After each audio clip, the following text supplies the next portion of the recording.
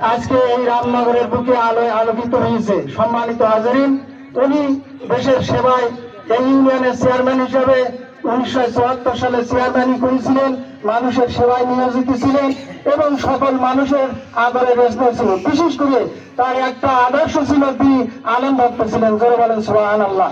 এবং আলেমদেরকে তিনি সম্মান করতেন। এই সম্মানের খাতিরে আল্লাহ পাক তার জীবনের সকল খাতায় কসরগুলো মাফ করে দেয় এবং তাকে জান্নাতবাসী করুক, সকলে বলে আমিন। সম্মানিত হাজারিন, আমি মাওলানা ইউসুফ আলম সাহেবকে এবং সিদ্দিক হাসান সাহেবকে এবং আমাদের হাফেজ মোহাম্মদ ইউনুস সাহেবকে এই মঞ্চে আসার জন্য অনুরোধ করছি। ওনার প্রতিষ্ঠিত রামনগর শেখবাড়ি ঐতিহ্যবাহী জামে মসজিদ ওনার প্রচেষ্টায় এবং আরো চেষ্টা করেছিল আলহাজ মরহুম আসিরুদ্দিন প্রফেসর সাহেব।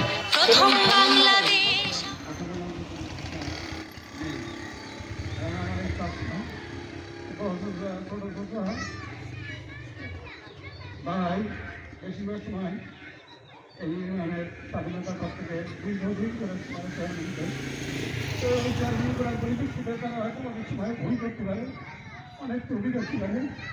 আমি আমার চাচার পক্ষ থেকে, আমার এলাকাবাসীর পক্ষ থেকে আমি আমার চাচার জন্য আপনার কিছু ক্ষমা করছি। এদের অনেক ভালো হয়, তারা নেতৃত্ব দেয় না, এদের ভুল কম হয়।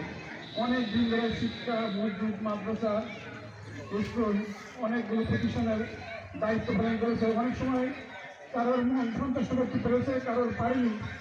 যাদের পারিনি আমি তাদের পক্ষ থেকে, আমার চাচার পক্ষ থেকে আমি তাদের কাছে বিনীত অনুরোধ করছি, তারা যেন আমার চাচাকে ক্ষমা করে দেন এবং জান্নাত বানান। এইবার আপনাদের কাছে আমরা আশা করি। أعوذ بالله من الشيطان الرجيم بسم الله الرحمن الرحيم نحمده ونصلي على رسوله الكريم أما بعد উপস্থিত ছোট ইমাম সাহেব, হাজুল হারামাইন, উলামায়ে ইকরাম, উপস্থিত মুসল্লি ইকরাম, আসসালামু আলাইকুম ওয়া রাহমাতুল্লাহি ওয়া বারাকাতুহু। আমরা আজকে এমন একটি ব্যক্তির নামাজের জানাজায় উপস্থিত হয়েছি যে ব্যক্তি এই অঞ্চলে কৃষ্ণগড় ইউনিয়নের বিভিন্ন সামাজিক প্রতিষ্ঠানে নিজের জীবনকে উৎসর্গ করে দিয়েছিলেন। তার সঙ্গে আমাদের অনেকদিন একসাথে চলার সৌভাগ্য হয়েছে।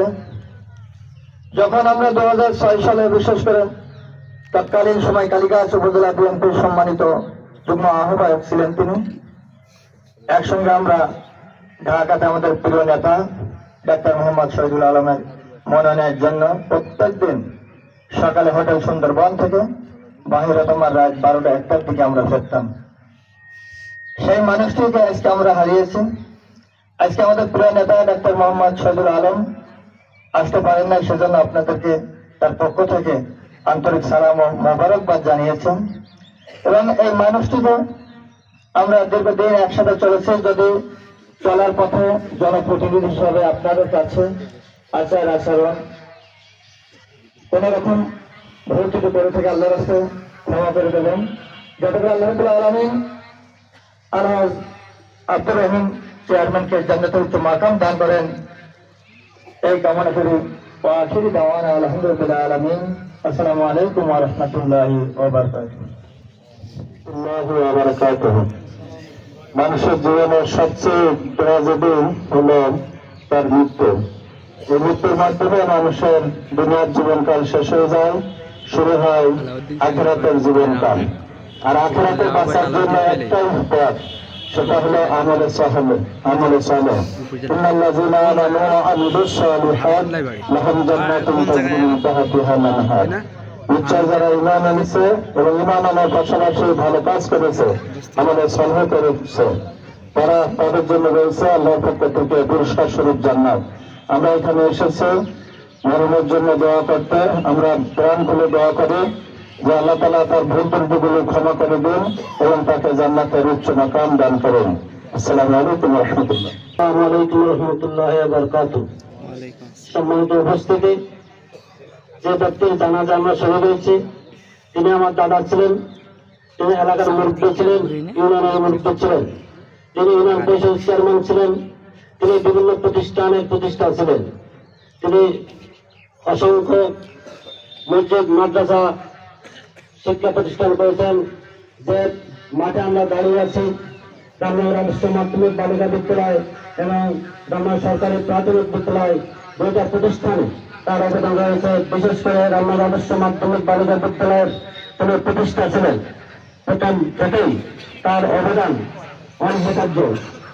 আমরা তার প্রগত পরিবারের প্রতি গভীর সমবেদনা জ্ঞাপন করছি এবং তার চলার পথে যদি কোনো ভুল ভ্রান্ত হয়ে থাকে আমরা সকলে তাকে ক্ষমা করে দেবো ইনশাল্লাহ, এবং তাকে যেন আল্লাহ জান্নাতুল ফেরদাউসের মেহমান হিসেবে কবুল করেন এই বলে আমি আমার বক্তব্য শেষ করে আল্লাহ হাফেজ।